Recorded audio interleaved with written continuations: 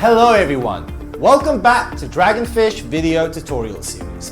In this video, we will show you how to mount and unmount different payload options onto your Dragonfish aircraft.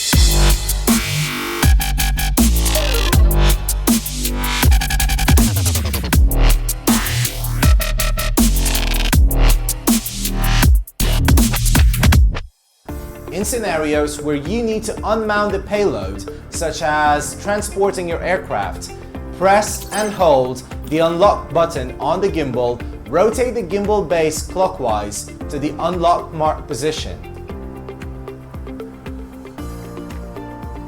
When mounting the gimbal payload, align the gray mark on the gimbal base with the position of the unlock mark, then rotate the gimbal base counterclockwise to the lock mark.